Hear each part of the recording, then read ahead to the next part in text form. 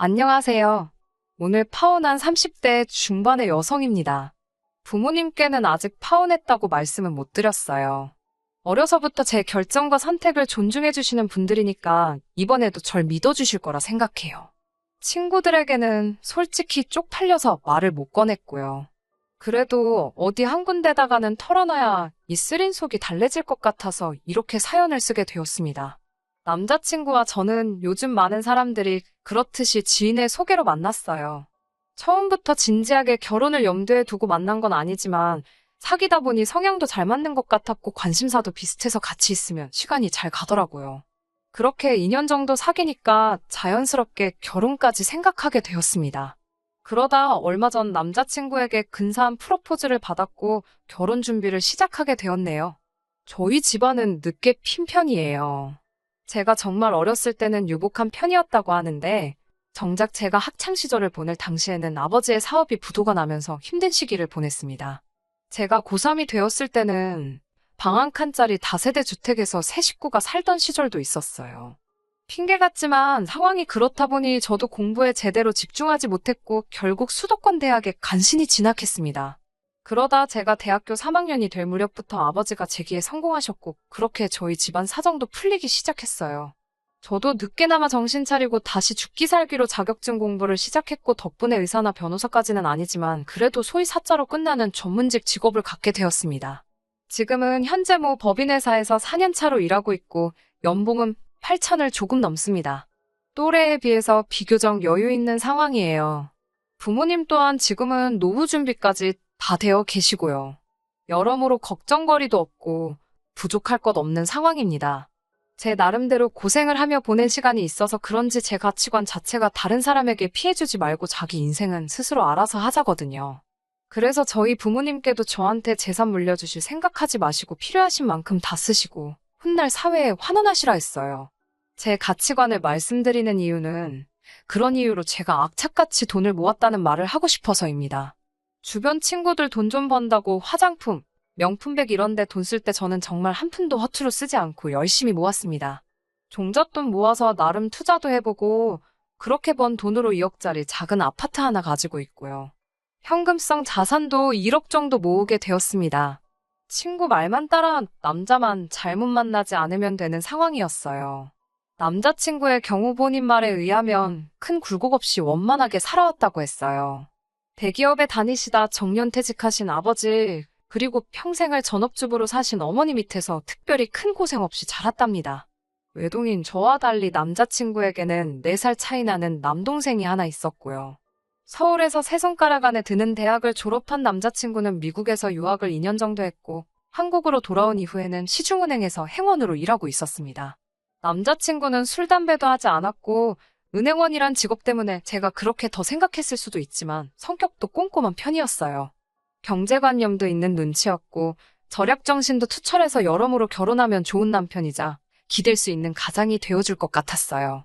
남자친구와 연애하는 동안 한 번도 제가 남자친구보다 월등히 나은 조건이라고 생각해본 적도 없지만 그렇게 딸린다고도 생각하지 않았습니다.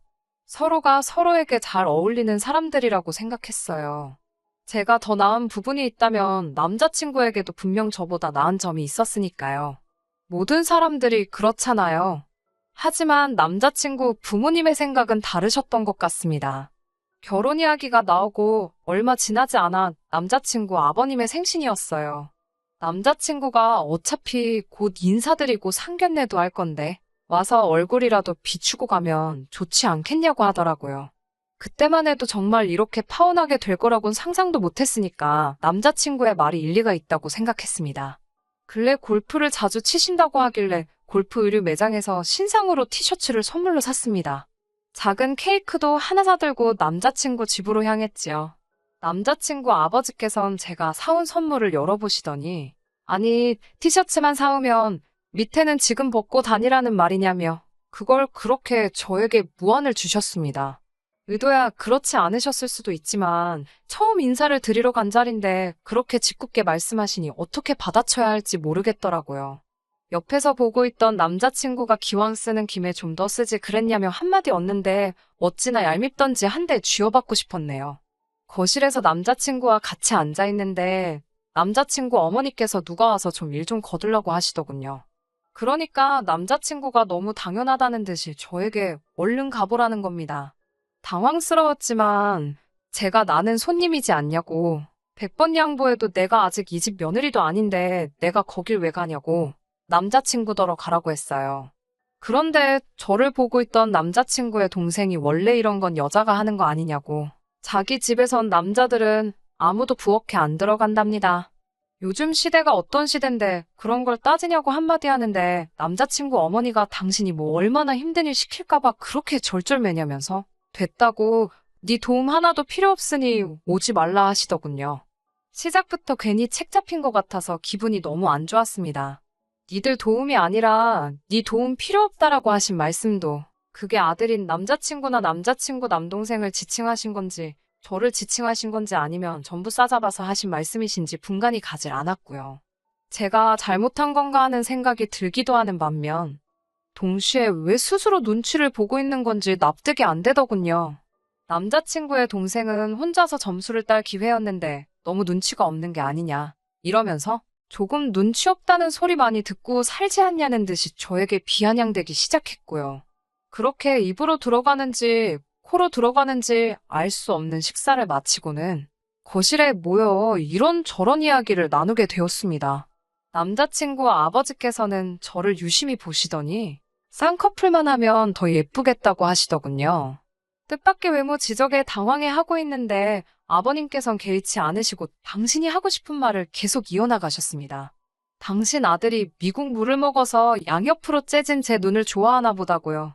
그때가 돼서야 같이 낄낄대던 남자친구도 제 눈치를 한번 보더니 아버지 농담이 지나치시다고 한마디 하긴 했지만 이미 제 마음은 상할 대로 상한 상황이었어요. 제가 절대로 자존감이 낮은 사람이 아닌데 그냥 어른도 아니고 남자친구의 아버지 되시는 분이 외모를 가지고 막말을 하시니 어떻게 대꾸를 하는 게 현명한 건지 도통 모르겠더라고요. 그렇게 찝찝한 만남을 뒤로하고 저희는 상견례 날짜를 잡게 되었습니다. 남자친구 아버지께서 당신은 회를 좋아하신다고 하여 일식집으로 예약을 했습니다. 당사자들만 나오기로 했었는데 남자친구의 동생이 자기도 회를 좋아한다며 따라 나왔더라고요. 상견례가 단순한 외식 자리가 아닌데 그런 이유로 따라 나왔다는 것부터가 철없어 보였습니다. 하지만 어쩌면 한 가족이 될지도 모르는 사이인데 하나하나 경우에 맞게 행동하라고 지적하기도 뭐해서 그러려니 하고 애써 넘겼어요. 양가 식구들이 다 모이고 코스가 하나씩 나오기 시작했습니다. 저희 부모님이 조심스레 먼저 저희 결혼에 관해서 구체적으로 이야기를 나누면 좋겠다고 운을 띄우시더라고요. 그러자 남자친구 어머니께서 다 큰 어른들이 만나서 결혼하는데 알아서 어련히 잘하겠냐고 우리는 걱정하지 말자고 하더라고요. 하지만 좀 더 상세히 의논을 하고 싶으셨던 저희 부모님께서 그래도 식장이라든가 신혼집이라든가 그런 문제는 어른들이 나서서 구체적으로 이야기를 나누자고 다시 한번 말을 이어나가셨어요. 그제서야 남자친구 아버지께서 이제 당신도 은퇴를 하셨고 지금은 어머님이랑 연금으로 생활을 하고 계시다면서 젊은 날 애들 교육에 재산을 다 투자한 탓에 지금은 도와줄 형편이 안 된다고 하셨습니다. 오히려 다 큰 성인이 결혼을 해서 가정을 이루면 부모를 모시는 게 인지상정 아니냐고도 하시더군요. 저희 어머니께서 모신다는 게 혹시 합가를 말씀하시는 거냐고 물으니 합가해봤자 지들도 불편하고 우리도 불편한데 뭐하러 그런 거라냐고 대신 생활비로 100만 원씩 보내면 충분하다고 하시는데 저는 솔직히 그 말을 듣고 너무 충격받았습니다. 어떻게 그런 말씀을 아무렇지 않게 상견례 자리에서 하실 수 있는 건지 이해가 되지 않았어요. 물론 남자친구와 저 둘이 합해서 한 달 수입이 1000 가까이 되는 건 맞지만 그래도 양가에 100만 원씩 드린다는 게 쉬운 일은 아니잖아요. 무엇보다 남자친구는 저에게 한 번도 그런 이야기를 꺼낸 적이 없었는데 남자친구 아버지께서 갑자기 그런 이야기를 하시니 마음의 준비가 전혀 되어 있지 않았던 저에겐 날벼락이 따로 없었네요. 저희 아버지께서 자식 교육이 무슨 부동산 투자도 아니고 어떻게 키울 때 돈을 썼다고 이제 시작하는 젊은 애들한테 돈을 내놓으라고 하냐고 뼈있는 한마디를 하셨어요. 그러자 남자친구의 아버지의 반응은 더 가관이었습니다. 제 이름을 부르며 우리 며느리감이야 원서만 쓰면 톡톡 붙는 지방대를 나왔다는데 그건 집에서 투자를 안 해줬으니 그런 거 아니겠냐고. 그러면 저희 부모님은 당신네와는 상황이 다른 거래요. 막말로 저를 키우는 동안 저희 부모님은 투자를 한 게 아니니까 생활비고 뭐고 받을 돈도 없고 받을 생각도 하면 안 된답니다. 하지만 남자친구는 서울에서도 유명한 대학에 나왔고 이건 바로 부모인 자기들이 그만큼 뒷바라지를 아낌없이 해줬고 교육적 투자도 충분히 했다는 뜻이니 당연히 보답을 요구할 수 있다고요. 30년 가까이 투자를 했는데 이제 와서 이자 좀 받아도 되는 거 아니냐고. 그러면서 저희 부모님은 투자금이 적어서 되돌아오는 게 적으니 어떡하냐는 듯이 말씀을 하시더군요. 그 말을 듣는데 뒤통수를 망치로 한 대 얻어맞은 듯한 기분이었습니다. 오죽하면 처음으로 남자친구와 제 조건을 객관적으로 따져보게 되더라고요. 아무리 생각해도 제가 절대 부족하고 딸리는 상황이 아니었거든요. 계속 이 상견례를 계속해봤자 상황이 악화되면 악화되지 좋을 게 없겠다 싶었고 저는 결국 머리가 아프다는 핑계로 양가 어른들 모두 빨리 자리에서 일어나게끔 만들었습니다. 집으로 돌아온 뒤 친정부모님은 저에게 이 결혼을 꼭 해야겠냐고 물으셨어요. 솔직히 저도 자신이 없었기에 잘 모르겠다고 했고 친정어머니는 아직 청첩장이 나온 것도 아니니 잘 생각해서 결정하라고 하시더군요. 해준 건 많이 없지만 그래도 당신 딸이 남의 집에 가서 천덕꾸러기 취급받는 건 보고 싶지 않다고 하시면서요. 이튿날 남자친구와 만났습니다. 그날 상견례 자리에서 있었던 일도 그렇고 궁극적으로는 이 결혼을 하는 게 맞는지 아닌지 허심탄회하게 이야기를 나눠보고 싶기도 했어요. 만나자마자 남자친구는 어제 진짜 아팠던 거 맞냐며 아무리 그래도 그렇지. 자기 부모님이 엄청 황당해 하셨다며 조만간 찾아뵙고 사과를 드리라더군요. 어제도 분명히 몇 번이고 죄송하다고 했는데 무슨 사과를 또 해야 하냐고 하니 그래도 그건 경우가 아니랍니다.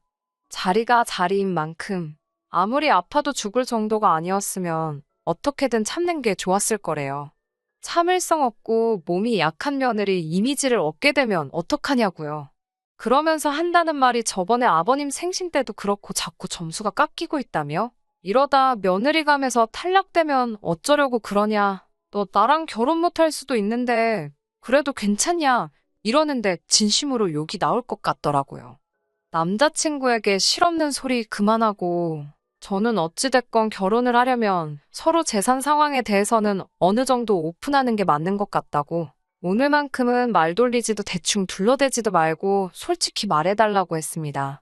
사실 그동안 남자친구에게 연봉이 얼마나 되냐, 적금은 얼마나 해뒀냐 물어보면 너보단 더 많을 걸 하면서 늘 얼렁뚱땅 대답만 하고 등구렁이처럼 넘어가는 일이 많았거든요.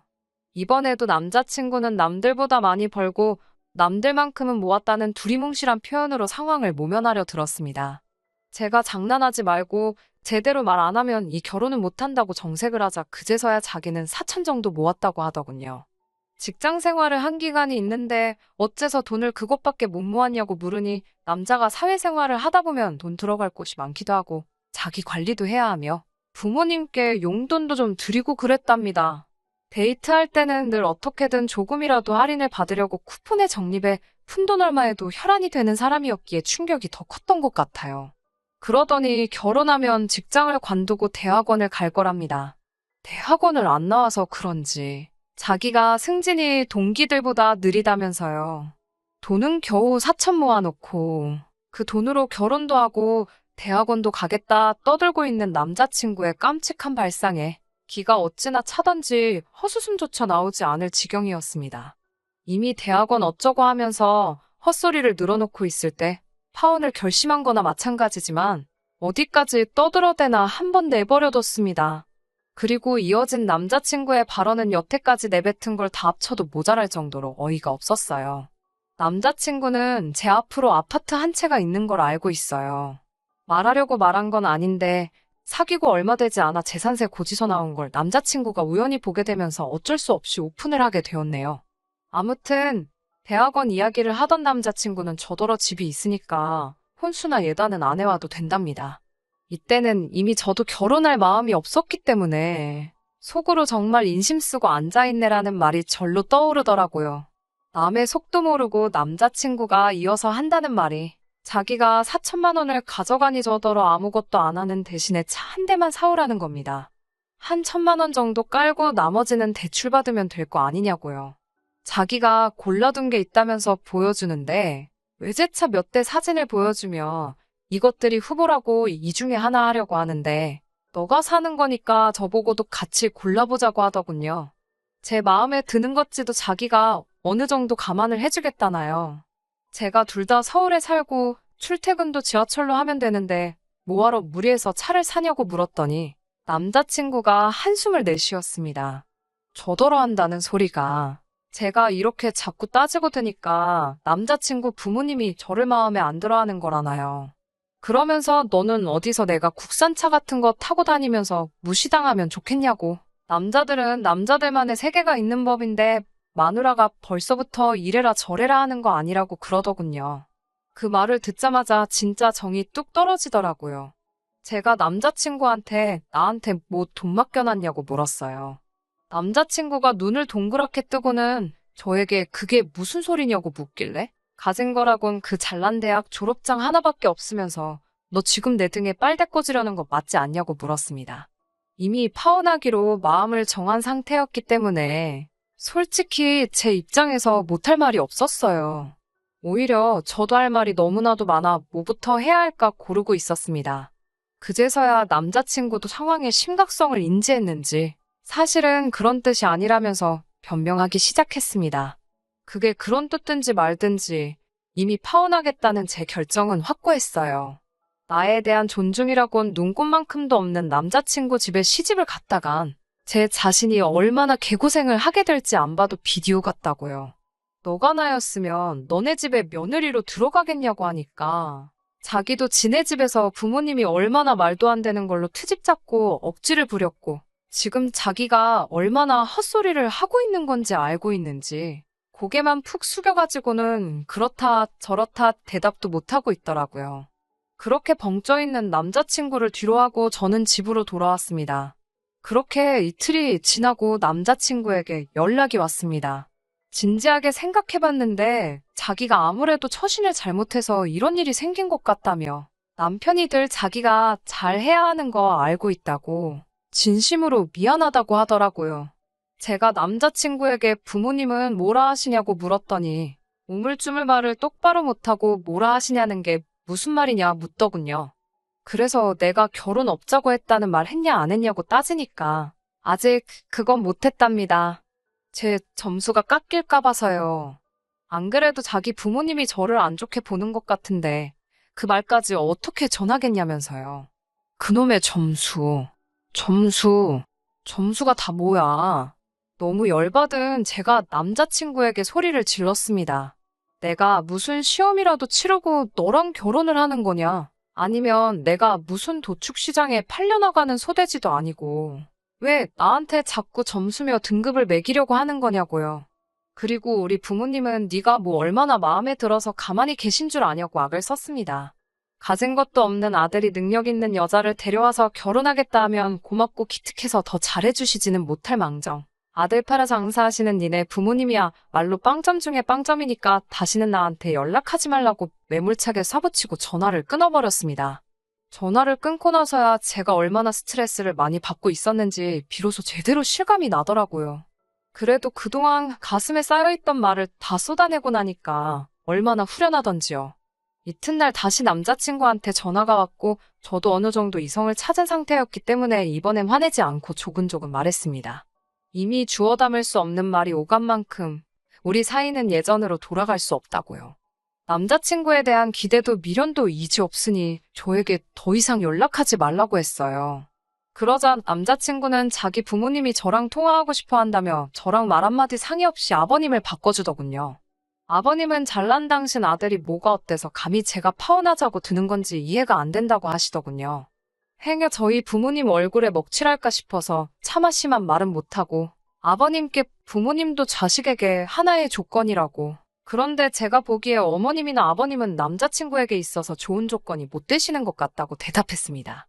저더러 너 지금 그게 무슨 뜻이냐며 욕을 하시길래? 이 통화 자동으로 다 녹음되고 있으니 말 함부로 하지 마시라고. 그렇게 아드님의 가치가 어마어마한 것 같으면 어디 결혼정보회사에다 등록해서 좋은 값에 잘 팔아보시길 바란다고 한마디 해드리고 먼저 끊어버렸습니다.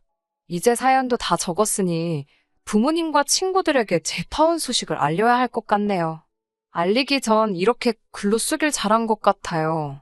머리도 마음도 차분히 가라앉아서 너무 감정적으로 동요하지 않고 털어놓을 수 있을 것 같습니다. 좋은 하루 보내시길 바래요. 끝까지 들어주셔서 감사합니다.